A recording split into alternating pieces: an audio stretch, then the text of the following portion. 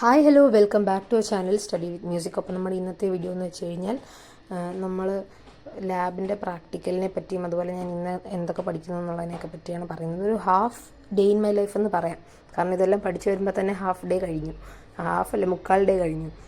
അപ്പം ഇന്നത്തെ വീഡിയോ എന്ന് വെച്ച് കഴിഞ്ഞാൽ കഴിഞ്ഞ ദിവസങ്ങളിലൊന്നും ഞാൻ കമ്മ്യൂണിറ്റി പോസ്റ്റോ അതുപോലെ ഒന്നും ഇട്ടിട്ടില്ലായിരുന്നു. ഷോർട്സും ഇട്ടില്ല, വീഡിയോ ഇട്ടില്ല. സാധാരണ ഞാൻ ഡെയിലി പറ്റുവാണെങ്കിൽ ഇടുന്നതാണ്, ഈ ഒരു നമ്മുടെ സ്റ്റഡി ചലഞ്ച് പോകുന്നതുകൊണ്ട് തന്നെ. പക്ഷേ ഈ കഴിഞ്ഞ 2 ദിവസം എനിക്കൊന്നും പഠിക്കാൻ പറ്റിയിട്ടുണ്ട്. എനിക്ക് വയ്യായിരുന്നു. അതുകൊണ്ട് തലവേദന അതുപോലെ ചെറിയ ചെറിയ ഇഷ്യൂസൊക്കെ ഉണ്ട്. അതുകൊണ്ട് ഒന്നും പഠിച്ചില്ല. എനിക്ക് അതുപോലെ കൈക്ക് നല്ല വേദന. ഈ ഉറങ്ങുന്ന സമയത്ത് ഞാൻ ഈ കൈ ഒടിച്ച് മടക്കിയൊക്കെ വെക്കുന്നത്, അറിഞ്ഞുകൊണ്ട് വെക്കുന്നതല്ല. അപ്പോൾ എണ്ണീറ്റ് കഴിയുമ്പോൾ രാവിലെ ആ കൈ ചിലപ്പോൾ ഉളുക്കിയായിരിക്കും ഇരിക്കുന്നത്. അപ്പം ഈ കിടക്കുന്ന ചിലപ്പോൾ ഈ ഉറക്കത്തിൽ തിരിഞ്ഞ് മറിഞ്ഞൊക്കെ കിടക്കുന്ന സമയത്ത് ഈ കൈയൊക്കെ മടക്കിയൊക്കെ വെക്കുമ്പോൾ അതങ്ങ് ഉളുക്കും. രാവിലെ ചിലപ്പോൾ അത് ഒരു ദിവസം കൊണ്ടല്ലേ വൈകിട്ടൊക്കെ ആകുമ്പോഴത്തേക്കും മാറുന്നേ. പക്ഷേ ഈ വട്ടം ഉളുക്കിയത് മാറുന്നില്ല. പിന്നെ ഞാൻ കൈ ഇങ്ങനെ തിരിക്കുകയോ മറിക്കുകയൊക്കെ ചെയ്യുമ്പം ടിങ് ടിങ്ങുന്ന സൗണ്ടൊക്കെ കേൾക്കുന്നു. അങ്ങനെ കഴിഞ്ഞ ദിവസം ഡോക്ടറിനെയൊക്കെ കാണിച്ചു, ഓയിൻമെൻറ്റൊക്കെ കിട്ടി. അപ്പം അത് കൊണ്ട് എഴുതാനും ശരിക്കും പറ്റത്തില്ല. മാത്സൊക്കെയാണ് നമ്മൾ ചെയ്ത് പഠിക്കണം. ഏതായാലും ഞാനിപ്പം ഇതിനകത്ത് ഇപ്പോൾ ഡ്യുവൽ നേച്ചർ കാണിക്കുന്നതിനകത്ത് ഞാൻ ആദ്യം ഇത് തിയറിയുടെ വായിച്ച് നോക്കി 2-3 വട്ടം മനസ്സിൽ പറഞ്ഞിട്ട് അത് പിന്നെ ഇങ്ങനെ എഴുതി നോക്കും. അത് എഴുതി നോക്കുമ്പോൾ കംപ്ലീറ്റ് ആയിട്ട് കിട്ടണ്ടേ, നമ്മൾ എക്സാമിന് പറയുമല്ലോ, എഴുതുമല്ലേ. അപ്പോൾ അതുകൊണ്ട് ഞാൻ 2-3 വട്ടം കാണാതെ പഠിച്ചിട്ട് ഇത് എഴുതി നോക്കും. അപ്പം ഒരുപാട് നേരം എനിക്ക് കൈ പൊക്കി വെച്ച് എഴുതി കഴിയുമ്പോഴത്തേക്ക് നല്ല വേദന എടുക്കും കൈക്ക്. അതുകൊണ്ട് ഞാൻ കഴിഞ്ഞ 2 ദിവസമായിട്ട് പഠിച്ചിട്ടുമില്ല, എഴുതിയിട്ടുമില്ല. വായിച്ച് പഠിക്കാനുള്ളതൊക്കെ ചിലതൊക്കെ പഠിച്ചെന്നല്ലാതെ ഞാൻ ഈ എഴുതി പഠിക്കുന്നതുകൊണ്ട് എനിക്ക് അങ്ങനെ പഠിച്ചു കഴിഞ്ഞാൽ പെട്ടെന്ന് തലേ കയറത്തില്ല. ബയോളജി അല്ലാതെ പഠിക്കാം, ബാക്കിയൊക്കെ കെമിസ്ട്രിയും ഫിസിക്സും ഒക്കെ എഴുതണം എനിക്ക്. അതുകൊണ്ട് ഞാൻ 2 ദിവസമായിട്ടൊന്നും പഠിച്ചിട്ടില്ല. പിന്നെ തലവേദന എന്ന് പറഞ്ഞു കഴിഞ്ഞാൽ നല്ല തലവേദന. അതുകൊണ്ട് പിന്നെ അതുകൊണ്ട് ഇപ്പോൾ ഇനി പഠിക്കാനിരിക്കണം എന്ന് വിചാരിച്ചു. അപ്പോൾ ഇനി എന്തോ വന്നു കഴിഞ്ഞാൽ സമയം കുറവല്ലേ, അതുകൊണ്ട് ഇനി അങ്ങ് പഠിക്കണം. അപ്പോൾ എനിക്കിനി ലാസ്റ്റ് കുറച്ച് ചാപ്റ്റേഴ്സാണ് ക്ലിയർ ചെയ്യാൻ കിടക്കുന്നത്. കെമിസ്ട്രിയാണ് കുറച്ച് സീനായിട്ടുള്ളത്. കെമിസ്ട്രി, ബയോ മോളിക്യൂൾസും മൈൻസും പിന്നെ ആദ്യത്തെ ചാപ്റ്റേഴ്സൊക്കെ ഞാൻ കുറച്ച് മറന്നുപോയി. അതിൽ മെയിനായിട്ട് ഡി ആൻഡ് എഫ് ബ്ലോക്ക്, ബാക്കിയൊന്നും വലിയ കുഴപ്പമില്ല. പിന്നെ മാത്സ് അത്യാവശ്യം എല്ലാം ഒരു ട്രിപ്പ് കവർ ചെയ്തു. പക്ഷേ 3D ജോമെട്രി നോക്കണം, ബാക്കിയെല്ലാം ഒരു വട്ടം നോക്കി. പിന്നെ ഫിസിക്സ് ആണെങ്കിൽ മറ്റേ റേ ഓപ്റ്റിക്സ് ഒന്നുകൂടെ നോക്കണം. എനിക്ക് റേ ഓപ്റ്റിക്സ് പഠിച്ചാലും ആ ഒരു എന്തുവാ പറയുന്നത്, ആ ഒരു ഡെറിവേഷൻ വരുന്ന സമയത്ത് അങ്ങ് മറന്നു പോകും. പിന്നെ ഞാൻ ഇന്നിപ്പോൾ ഇരുന്ന് ന്യൂക്ലിയൈ നോക്കി, ഇപ്പോൾ ഡ്യുവൽ നേച്ചർ നോക്കി. പിന്നെ ആറ്റംസ് ആണെങ്കിൽ കഴിഞ്ഞ ദിവസം നോക്കി, സെമി കണ്ടക്ടർ നോക്കി. വേവ് ഓപ്റ്റിക്സ് ഒന്നുകൂടെ നോക്കണം. പിന്നെ റേ ഓപ്റ്റിക്സ് ആണ് ആകെ നോക്കാത്തതായിട്ടുള്ളത് തീരെ. അത് ആ ഒരു എക്സാമിൻ്റെ സമയത്ത് ചെറുതായിട്ട് പഠിച്ചെങ്കിൽ പോലും എനിക്ക് ആ കോമ്പൗണ്ട് മൈക്രോസ്കോപ്പ്, സിമ്പിൾ മൈക്രോസ്കോപ്പ് അതൊന്നും ഞാൻ നോക്കിയിട്ടില്ല. അപ്പോൾ അതൊക്കെ നോക്കണം. പിന്നെ ഡെറിവേഷൻസൊക്കെ പെട്ടെന്ന് അങ്ങ് മറന്നു പോകുന്നു, ഇതിനകത്ത് ഇഷ്ടംപോലെ ഡെറിവേഷൻ ഉള്ളതുകൊണ്ട്. അപ്പോൾ അതിനെ നോക്കണം. പിന്നെ ബയോളജിക്കകത്താണെങ്കിൽ ലാസ്റ്റുള്ള 2-3 ചാപ്റ്റേഴ്സും നോക്കാനുണ്ട്. ഓർഗാനിസം ആൻഡ് പോപ്പുലേഷൻ ഓക്കെ, അത് ഞങ്ങൾ സെമിനാർ എടുത്തുകൊണ്ട് അതറിയാം. പിന്നെ ബയോഡൈവേഴ്സിറ്റി ആൻഡ് കൺസർവേഷൻ, പിന്നെ എക്കോസിസ്റ്റം അത് ഉണ്ട്. പിന്നെ ബയോടെക്നോളജി എത്ര പഠിച്ചു കഴിഞ്ഞാലും ബയോടെക്നോളജി എനിക്ക് മനസ്സിലാവുന്നില്ല. അപ്പം അത് നോക്കാനുണ്ട്. ബാക്കിയൊക്കെ അത്യാവശ്യം അറിയാവുന്ന ചാപ്റ്റർ. അപ്പോൾ ഇനി വളരെ കുറച്ച് ചാപ്റ്റേഴ്സ് ഉള്ളത്. പെട്ടെന്ന് തീർത്ത് കഴിഞ്ഞാൽ ആദ്യം തൊട്ട് ഒന്നുകൂടെ റിവൈസ് ചെയ്യാമെന്ന് വിചാരിച്ചിട്ടാണ് ഇരിക്കുന്നത്. പക്ഷെ തീരണ്ട, ഈ പറയുന്ന തൊട്ട് ഇടയ്ക്ക് ഇതുപോലെ ഓരോന്നൊക്കെ വരും. തലവേദന അതുപോലെ ഉള്ള ചില വയ്യാഴികൾ വരുമ്പോൾ പിന്നെ നമുക്ക് അന്ന് പഠിക്കാൻ പറ്റത്തില്ല. നമ്മൾ പഠിക്കണമെന്ന് വിചാരിച്ചാൽ നമുക്കൊരു മൂഡ് വരണം. അപ്പോൾ ആ മൂഡില്ലാത്ത ദിവസങ്ങളിൽ നമ്മൾ എത്ര പഠിച്ചാലും അത് തലയിൽ നിൽക്കത്തില്ല. അപ്പം ഞാൻ അതുകൊണ്ട് തന്നെ ചിലപ്പോൾ രാത്രി ആയിരിക്കും എനിക്ക് പഠിക്കാനുള്ള ഒരു ത്വര വരുന്നത്. ഞാൻ രാത്രി എത്ര മണി വേണമെങ്കിൽ വരെ ഇരിക്കും. എനിക്ക് നീ ഉറക്കത്തിൻ്റെ കുറവാന്ന് തോന്നുന്നു ഇപ്പോൾ ഈ തലവേദന കൂടുതൽ. ഇപ്പം ഞാൻ രാത്രി മിക്കവാറും 1 മണി 2 മണി വരെയൊക്കെ അങ്ങ് ഇരിക്കും. എന്നിട്ട് ആ മൂഡ് വരുവാണെങ്കിൽ ആ സമയത്തിരുന്നങ്ങ് പഠിക്കും. ഇല്ലെങ്കിൽ അല്ലാത്ത സമയങ്ങളിൽ നമ്മൾ പഠിച്ചാലും തലയിൽ കയറത്തില്ല. അതുകൊണ്ടായിരിക്കും ഈ ഉറക്കത്തിൻ്റെ കുറവുകൊണ്ടാണ് ഇനിയും ഈ തലവേദന വരുന്നതെന്ന് അറിയാൻ വയ്യ. പിന്നെ ഉള്ള കാര്യം എന്ന് വെച്ച് കഴിഞ്ഞാൽ ഇന്ന് എനിക്കിനിയും കെമിസ്ട്രിയുടെ സോൾട്ട് അനാലിസിസ് കൂടെ പഠിച്ചാൽ കൊള്ളാമെന്നുണ്ട്. ഞാൻ കഴിഞ്ഞ ദിവസം വീഡിയോ ഇട്ടായിരുന്നല്ലോ, അതിനകത്തിലെ ഈ PDF ഒക്കെ ഒന്ന് ഇനി കാണാതെ പഠിക്കണം. ഞാനിത് ഈ ടെസ്റ്റ് ചെയ്യുന്ന സമയത്ത് ഞങ്ങൾ കാണാതെ പഠിച്ചുകൊണ്ട് വരാൻ പറഞ്ഞ സമയത്ത് ഞാൻ തൽക്കാലത്തേക്കൊരു കാണാതെ പഠിത്തം പഠിച്ചു. എന്നിട്ട് പിന്നെ നോക്കിയൊക്കെയാണ് ചെയ്ത്. ആ ഒരു ബുക്കുണ്ടല്ലോ, ചെറിയ ബുക്കുണ്ട് ഞങ്ങൾക്ക്, ഒരു റഫ് നോട്ട് പോലെ ഉണ്ട്. അതിലെഴുതിയിട്ട് പിന്നെ അത് കൺഫേം ആയിട്ട് സാറ് ടിക്ക് ചെയ്ത് തന്നിട്ട് വേണം അത് പ്രാക്ടിക്കൽ റെക്കോർഡിലോട്ട് എഴുതാൻ. അപ്പോൾ ആ ബുക്കിൽ നേരത്തെ എഴുതി വെച്ചേക്കുന്നതൊക്കെ നോക്കി അതൊക്കെ മറന്നു പോകുന്നതൊക്കെ നോക്കി അങ്ങ് ചെയ്യുമായിരുന്നു. അപ്പോൾ അതുകൊണ്ട് ഇത് പഠിച്ചില്ല കംപ്ലീറ്റ് ആയിട്ട് ഇതുവരെ. അതുകൊണ്ട് ഇനി ഇതിൽ നിന്നിരുന്ന് പഠിക്കണം. പിന്നെ അതുപോലെ ഫിസിക്സിൻ്റെ നമുക്കിനി വലിയ ടൈമൊന്നുമില്ല പ്രാക്ടിക്കലിൻ്റെ മോഡലിന്.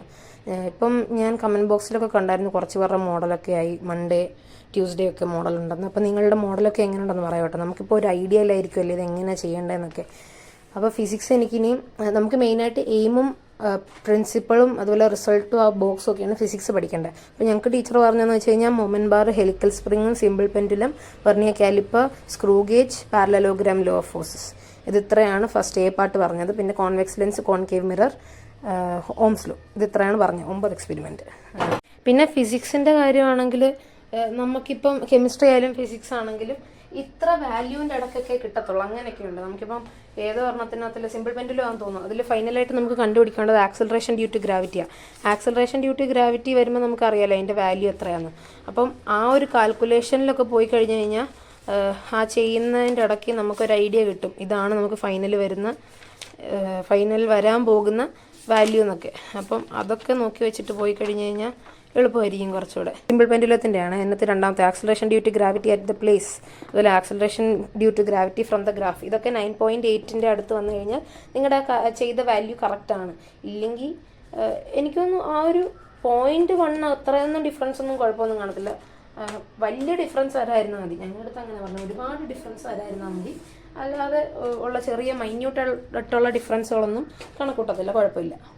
പിന്നെ അതുപോലെ ഓരോ ചാനൽസിലും ഇപ്പോൾ തുടങ്ങിയിട്ടുണ്ട് നമുക്കിപ്പോൾ പ്രാക്ടിക്കലിൻ്റെ ചെയ്യുന്ന വീഡിയോസൊക്കെ എല്ലാവരും ഇട്ട് തുടങ്ങിയിട്ടുണ്ട്. അപ്പോൾ ഞാനാണെങ്കിൽ മെയിനായിട്ട് ഫിസിക്സിന് ഗിരീഷ് ഫിസിക്സ് എന്നുള്ള ചാനലും, പിന്നെ എയ്ഗൺ എന്നുള്ള ചാനലുണ്ട്, എയ്ഗണിൻ്റെ +2ൻ്റെ ചാനലും, പിന്നെ എക്സാമിനറിൻ്റെ എജുപോർട്ടിൻ്റെയും സൈലത്തിൻ്റെ ഒക്കെ കാണാറുണ്ട്. പിന്നെ ഇന്നലെ ഞാൻ എക്സാമിനർ റിട്ടേണത്തിൽ ബോട്ടണിയുടെ പ്രാക്ടിക്കലിൻ്റെ നോക്കി എഴുതിയെടുത്തു. ഞങ്ങൾക്കിത് ടീച്ചർ ക്ലാസ് വെച്ച് പറഞ്ഞു തന്നിട്ടുണ്ടായിരുന്നു. അപ്പോൾ ഇത് ഞാനത് എഴുതിയും കൂടെ എടുത്തു, ഏതൊക്കെയാണ് അതിൻ്റെ സബ് ആയിട്ട് വരുന്നതെന്ന്. ഞാൻ അന്ന് എഴുതിയെടുത്ത ആ ബുക്ക് എന്ന് പറയുന്നത് കാണുന്നില്ല ഇപ്പോൾ, ടീച്ചർ പറഞ്ഞ സമയത്ത്. അപ്പം ഞങ്ങളുടെ അടുത്ത് അതിനകത്ത് ആ വീഡിയോക്കകത്ത് പറയുന്നതെന്ന് വെച്ച് കഴിഞ്ഞാൽ നമുക്ക് ABCD അങ്ങനെ ഓൾമോസ്റ്റ് ഒരു H വരെ ഉള്ള പാർട്ടുകളുണ്ട്. അപ്പോൾ ആദ്യത്തെ പാർട്ടിൽ എന്ന് പറഞ്ഞു കഴിഞ്ഞാൽ നമ്മളൊരു TS, ഒരു ഗിവൺ സ്പെസിമെൻ്റെ TS എടുക്കണം. ഒന്നെങ്കിൽ ഡൈക്കോട്ട് സ്റ്റെമ്മും മോണോക്കോട്ട് റൂട്ട്, ഇതിൽ ഏതെങ്കിലും ഒരെണ്ണമായിരിക്കും തരുന്നത്. അപ്പോൾ ഡൈക്കോട്ട് സ്റ്റെമ്മിൽ നമുക്ക് സെൻറ്റില കുടങ്ങലില്ലേ അത്, അല്ലെങ്കിൽ യൂപ്പറ്റോറിയം, അതെന്ന് പറഞ്ഞാൽ നമ്മുടെ കമ്മ്യൂണിസ്റ്റ് പച്ചാന്ന് പറയും. പിന്നെ മോണോക്കോട്ട് സ്റ്റെം ആണെങ്കിൽ ഗ്രാസോ ബാമ്പുൻ്റെ അങ്ങനെയൊക്കെ ആയിരിക്കും. പിന്നെ മോണോക്കോട്ട് റൂട്ടാണെങ്കിൽ കൊളക്കേഷ്യോ അതിൻ്റെ ആയിരിക്കും. അപ്പം ഞങ്ങൾക്ക് മോണോക്കോട്ട് സ്റ്റെമ്മാണോ റൂട്ടാണോ ഏതോ ഒരെണ്ണം ചെയ്യുന്ന സമയത്ത് ഒരു ത്രികോണ ഷേപ്പ് ആയിരിക്കും, അത് മോണോക്കോട്ടാണ് എന്തായാലും. പിന്നെ ഡൈക്കോട്ടിൻ്റെ ആണെങ്കിൽ ഒരു റൗണ്ട് ഷേപ്പ് ആയിരുന്നു ഒന്ന് കട്ട് ചെയ്ത സമയത്ത്.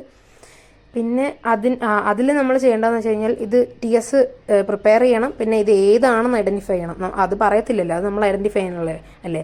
പിന്നെ അത് വരയ്ക്കണം. അത് കഴിഞ്ഞ് ഇതിൻ്റെ 2 ഫീച്ചേഴ്സ് എഴുതി വെക്കുക. ഈ റീസൺ എന്ന് പറയുന്ന ഫീച്ചറാണ്. ഇപ്പോൾ ഡൈക്കോട്ട് സ്റ്റെമ്മിൻ്റെയും മോണോക്കോട്ട് റൂട്ടിൻ്റെയും നമ്മൾ കഴിഞ്ഞ വട്ടം പഠിച്ചിട്ടുണ്ട്. മറ്റേ ന്യൂമറസ് വാസ്കുലർ ബണ്ടിൽ സ്കാറ്റേർഡ് എന്നൊക്കെ പറഞ്ഞിട്ട്, പിന്നെ അറേഞ്ച്ഡ് അറൗണ്ട് എ റിങ് അങ്ങനെയൊക്കെ പറഞ്ഞിട്ട് കുറച്ച് ക്യാരക്ടേഴ്സ് ഒക്കെ ഉണ്ടല്ലോ ഓരോന്നിനും. അപ്പോൾ അതിലെ ഒരു 2 എഴുതണം.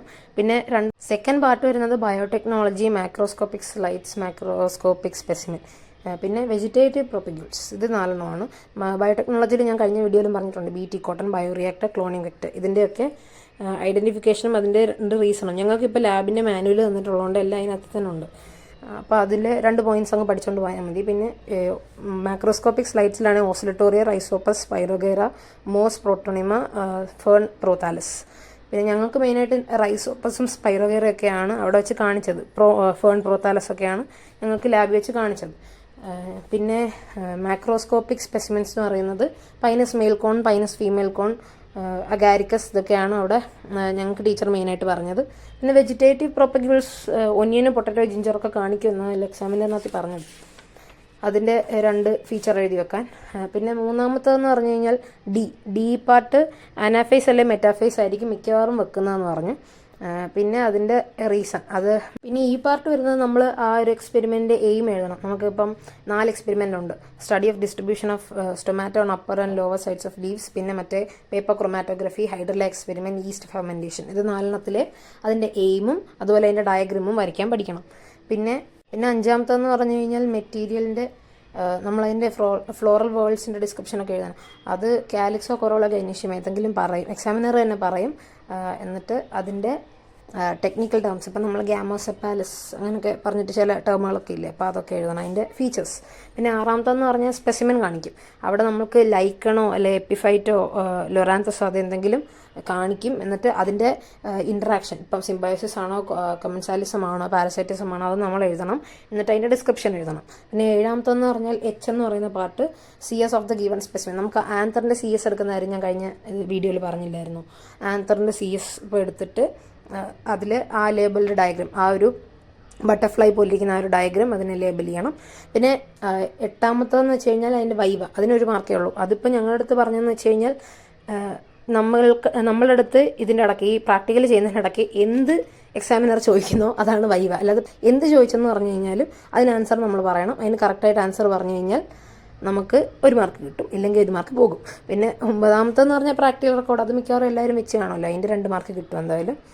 ബാക്കിയാണ് ടാസ്ക്, അത് നമ്മൾ പഠിച്ചുകൊണ്ട് പോകണം. പിന്നെ വൈവയാണ് എനിക്ക് ആ കൂടെ ഏറ്റവും പേടിയുള്ളതെന്ന് വെച്ചാൽ ബാക്കിയൊക്കെ നമ്മൾ അത്യാവശ്യം തട്ടിമുട്ടിയാണെങ്കിലും എഴുതുകയും ചെയ്യുകയൊക്കെ ചെയ്യും. പക്ഷേ വൈവ എന്ത് ചോദിക്കുമെന്നോ ഒന്നും അറിയത്തില്ല. അപ്പം നിങ്ങൾക്ക് മോഡൽ എക്സാം നടത്തിയെങ്കിൽ എങ്ങനെയുണ്ടായിരുന്നു മോഡൽ എക്സാം എന്നുള്ളത് കമൻറ്റ് ചെയ്യുക കേട്ടോ. അപ്പോൾ ഒരു 10 മണി ആയപ്പോഴത്തേക്കും ഞാൻ പഠിക്കാമായിരുന്നു കേട്ടോ. അപ്പോൾ ഈ പേന എന്തായി കാണിക്കുന്നതെന്ന് വെച്ച് കഴിഞ്ഞാൽ ഞാൻ നേരത്തെ വീഡിയോസിൽ പറഞ്ഞിട്ടുണ്ടായിരുന്നു, സെക്കൻഡ് ലാംഗ്വേജിൻ്റെയും അതുപോലെ തന്നെ ഇംഗ്ലീഷിൻ്റെയും എക്സാം എഴുതുന്ന സമയത്ത് നല്ല ഫ്ലോ ഉള്ള പേന വെച്ച് എഴുതണം. അപ്പോൾ ആരോ ചോദിച്ചു ഏത് പേനയാണ് യൂസ് ചെയ്യുന്നതെന്ന്. അപ്പോൾ അതാണ് ഞാൻ ഈ കാണിക്കുന്നത്. ആദ്യത്തേത് ഫ്ലെയറിൻ്റെ, പിങ്ക് കളർ ഫ്ലെയറിൻ്റെ ഒരു പേനയാണ്. മറ്റേത് ബ്ലൂ ഏത് കമ്പനിയാണെന്ന് എനിക്കറിയത്തില്ല, ഇപ്പം കോമൺ ആയിട്ട് എല്ലാവരും യൂസ് ചെയ്യുന്നൊരു പേനയാണ്. നല്ല ഫ്ലോ ആയിട്ട് എഴുതാൻ പറ്റും. ഈ എഴുതി വരുമ്പോൾ ചില പേനയ്ക്കുണ്ട് ഈ മുന്നോട്ട് നീങ്ങാത്തൊരു സ്വഭാവം, അപ്പോൾ അത് ഇതിനില്ല. നല്ലതായിട്ട് എഴുതി ഇങ്ങനെ ഫ്ലോ ആയിട്ട് പോകാൻ പറ്റും. അതുകൊണ്ടാണ് ഞാൻ ഇതിപ്പോൾ കാണിച്ചത്. പിന്നെ ഉള്ളതെന്ന് വെച്ച് കഴിഞ്ഞാൽ ഞാൻ ഈ ക്ലാസ് കാണുന്ന ചാപ്റ്റർ ഏതാണെന്ന് വെച്ച് കഴിഞ്ഞാൽ ഡ്യുവൽ നേച്ചറാണ്. ഡ്യുവൽ നേച്ചർ ഞാൻ വിചാരിച്ചെന്ന് ഞാൻ വലിയൊരു ചാപ്റ്ററാണ്, പക്ഷേ വളരെ ചെറിയൊരു ചാപ്റ്ററാണ്. Dual nature, atom, semiconductor, nuclear, ഇതൊക്കെ ചെറിയ ചെറിയ ചാപ്റ്റേഴ്സാണ്. പെട്ടെന്ന് പഠിക്കാൻ പറ്റുന്ന ചാപ്റ്ററാണ്, പക്ഷേ മനസ്സിലാവുന്ന കൺസെപ്റ്റ്. നമ്മളിപ്പോൾ +1 പഠിച്ച കാര്യങ്ങളൊക്കെ തന്നെ ഈ വട്ടമുണ്ട്. ഡി ബ്രോഗ്ലിയുടെ വേവ് ഇക്വേഷൻ ഉണ്ട്, അതുപോലെ ബോറിൻ്റെയൊക്കെ പോസ്റ്റുലേറ്റൊക്കെ ഉണ്ട് ആറ്റമിലൊക്കെ വരുമ്പോൾ. അതൊക്കെ എളുപ്പമായിട്ട് പഠിക്കാൻ പറ്റും. ഇത് ഡ്യുവൽ നേച്ചറാണ്. ഞാൻ കാണുന്ന ദിൽഷാ മിസ്സിൻ്റെ ക്ലാസ് എക്സാമിനറിലെ മിസ്സിൻ്റെ ക്ലാസ് എനിക്ക് എപ്പോഴും മനസ്സിലാവും. പിന്നെ അതുപോലെ ഇപ്പം ഫിസിക്സിൻ്റെ ഞാൻ വേറെ കാണുന്നതെന്ന് വെച്ച് കഴിഞ്ഞാൽ ഈഗൻ്റെ ക്ലാസ്സാണ്. ഫിസിക്സും എക്സാമിനറിൻ്റെ ഏകൻ്റെയാണ് ഫിസിക്സ് മിക്കവാറും കാണുന്നത്. പിന്നെ ദിവസം ഞാൻ ഇൻസ്റ്റാഗ്രാമിൽ ഇങ്ങനെ റീൽ നോക്കിക്കൊണ്ടിരിക്കുന്ന സമയത്ത് പെട്ടെന്ന് ഒരു പ്രാക്ടിക്കലിൻ്റെ ക്ലാസ് കണ്ട്, ഫാസ്ഫ ജീനിയസ് എന്ന് പറഞ്ഞിട്ട്. അപ്പോൾ അതിൻ്റെ പ്രൊണൗൺസിയേഷൻ കറക്റ്റ് ആണോ എന്ന് എനിക്കറിയത്തില്ല, അതുകൊണ്ട് ഞാൻ അതിൻ്റെ ഫോട്ടോ ഇങ്ങനെ സൈഡിൽ കൊടുത്തേക്കാം. ഇൻസ്റ്റാഗ്രാമിൽ കണ്ടതാണ്. അപ്പം നല്ല ക്ലാസ്സാണ്.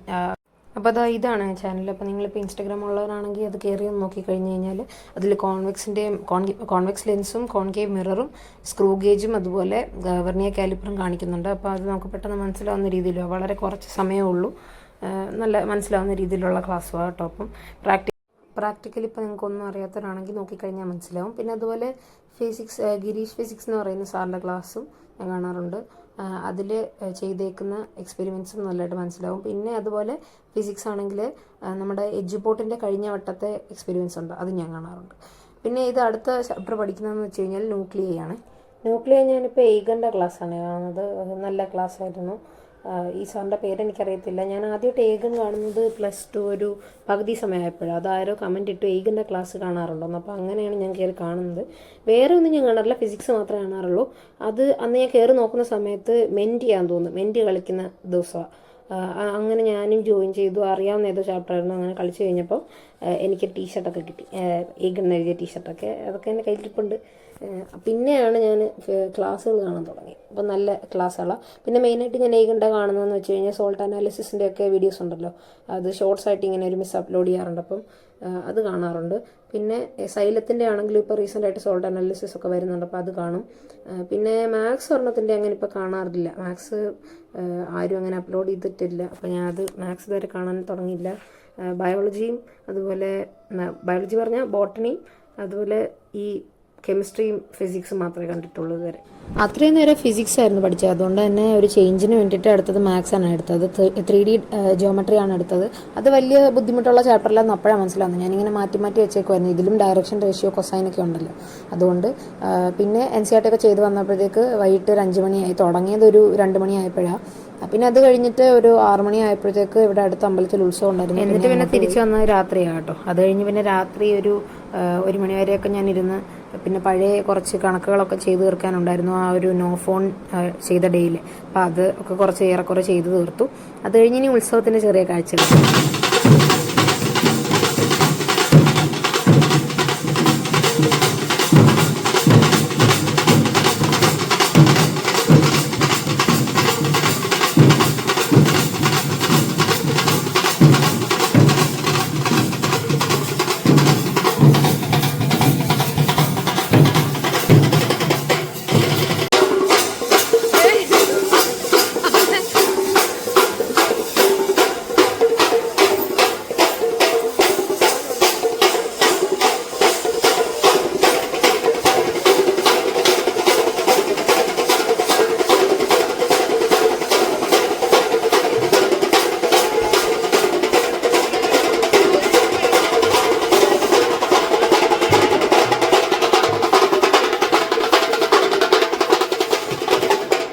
അങ്ങനെ കേസരി മീനാട് വിനായകൻ ഇതാ നമ്മുടെ ക്ഷേത്രാങ്കണത്തിൽ എത്തിച്ചേർന്നിരിക്കുകയാണ്.